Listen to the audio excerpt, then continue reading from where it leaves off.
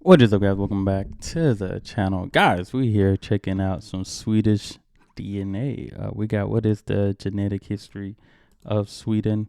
Now, this was added to one of my playlists. So, appreciate y'all putting it on the playlist out of everything. You know what I'm saying? I always love that.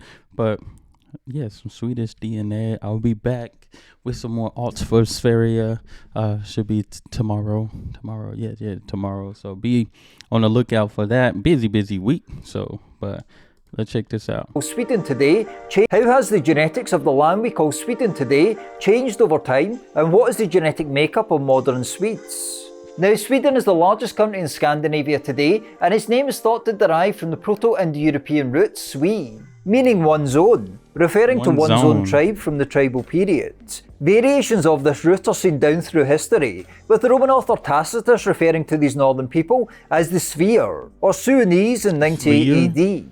But what about the genetic history of Sweden? Well, during the last ice age, Sweden was under a thick layer of ice for large periods, known as the Scandinavian ice sheets. The ice age ended for good around 11,700 years ago, and as the ice gradually melted, hunter-gatherers started moving back into the land called Sweden today. Now, these initial hunter-gatherers were similar to Western hunter-gatherers, but there was a later movement of Eastern hunter-gatherers into ancient Sweden as well. This mixture of Western hunter-gatherers and Eastern hunter-gatherers produced what we call...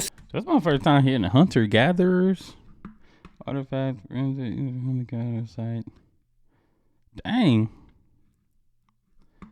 What was he gathering? This mixture of Western hunter-gatherers and Eastern hunter-gatherers produced what we call Scandinavian hunter-gatherers. After these initial Scandinavian hunter-gatherers, two other factors had a major impact on the ancient genetics of Sweden: Anatolian Neolithic farmers, and then steppe ancestry that's connected to the Yamnaya culture, with these events related to various archaeological cultures in this part of the world. Now, one such culture was the pitted bear culture, who are generally considered to be descended from earlier Scandinavian hunter-gatherers. And this complex existed from around 3,500 to 2,300 BC. Other ancient cultures coexisted with the pitted bear complex for a period though. One such culture was the Funnelbeakers, which arose in modern-day Germany before expanding north into southern Scandinavia, and it is dated from around 4,300 to 2,800 BC. As a 2015 study noted, the earliest farming evidence in Scandinavia is found within the Funnelbeaker culture complex, which represents the northernmost extension of Neolithic farmers in Europe. They added that the Funnelbeaker individuals share a close affinity to Central European farmer populations.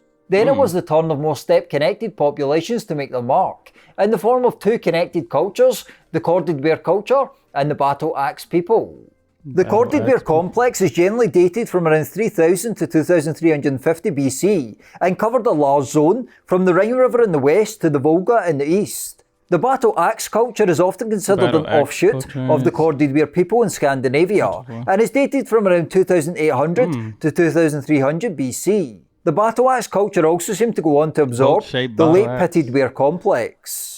Now, we know that corded bear individuals mainly carried the Y-DNA haplogroup R1A. So this is the early Bronze Age in Europe. Man. Some also carrying R1B as well. As we'll see later in this video, these two haplogroups are some of the most common in Sweden still today, and were probably largely brought in by these cultures, as well as some connected peoples, who we know at least had a good percentage of ancestry from the Pontic-Caspian steppe, a region around modern Ukraine, the home of the Yamnaya culture. Now, in the interest of not getting too bogged down in the various different archaeological cultures of ancient Sweden, as there are many more than this, basically the ancient genetic bedrock, the ancient foundations and the genetics of Sweden consist of three main factors: Scandinavian hunter-gatherers, then Neolithic farmers, and then the steppe ancestry connected to the I need to learn more about the hunter-gatherers. This is my first time actually just hearing that. Yamnaya culture, a similar pattern to many other parts of Europe as well. But what about Sweden's more modern genetic history? And there's lots of fascinating different influences during the Viking period and later on that we're going to go through just in the next section of this video. Out of interest, do you have Swedish ancestry? Please let me know in the comments below.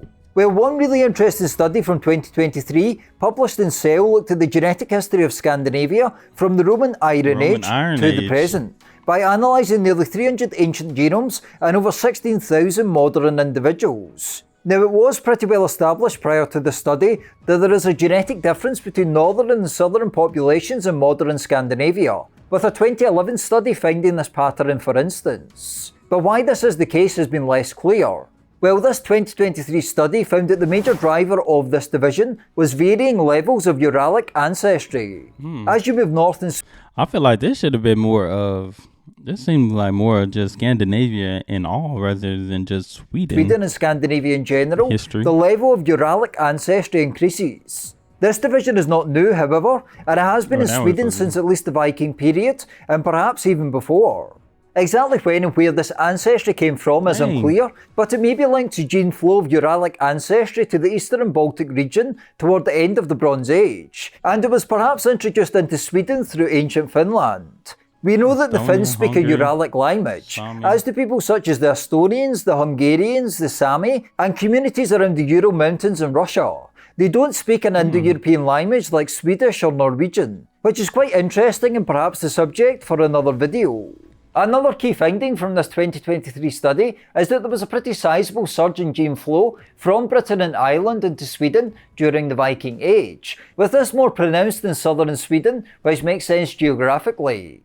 The authors found some evidence that this gene flow from Britain and Ireland into ancient Sweden during the Viking Age was female biased.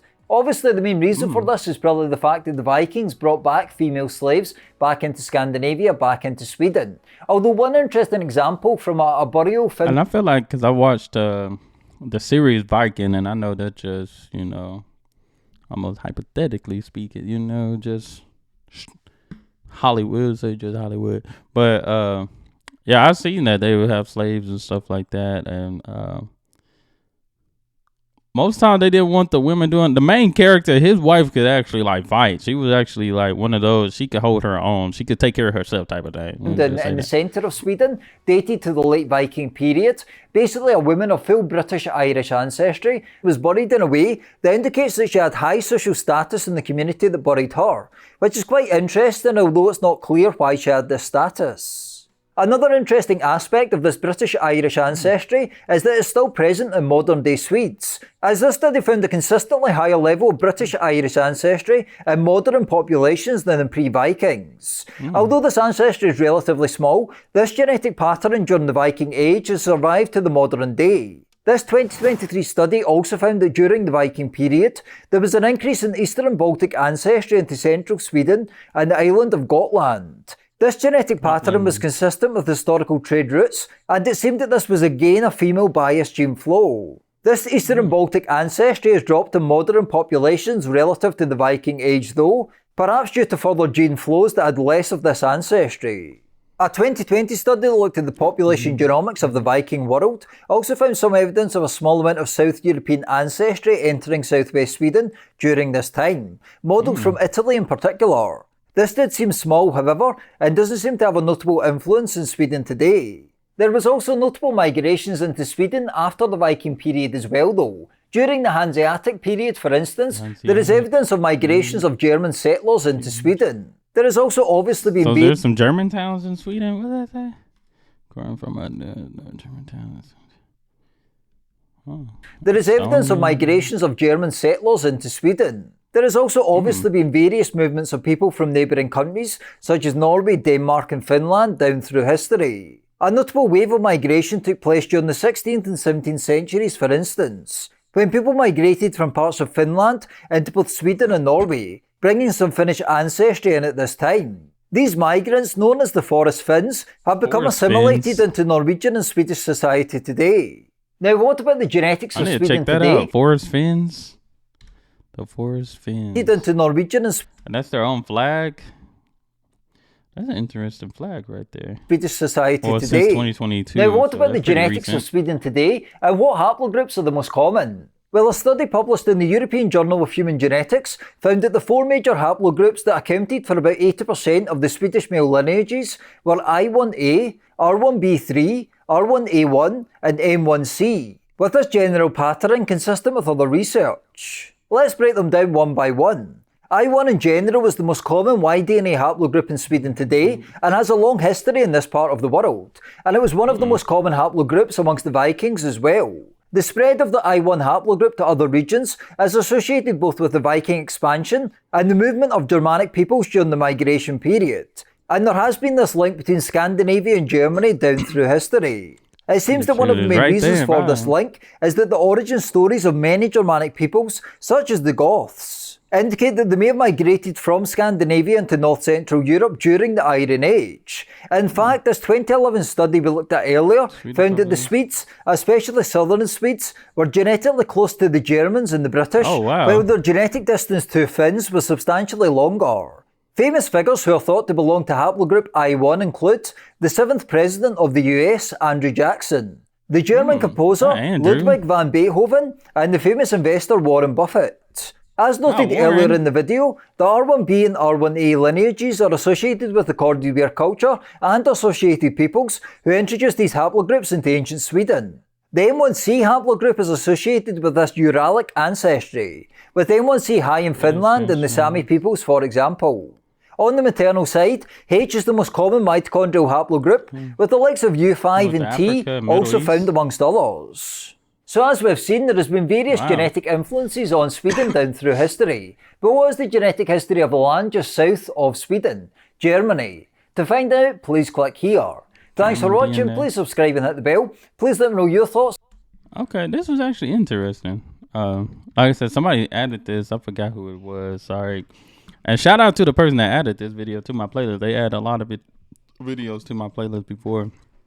But I think this is cool just because I already watched Altfospheria and, you know, of course, Swedish DNA, those Swedish genetics and stuff like that.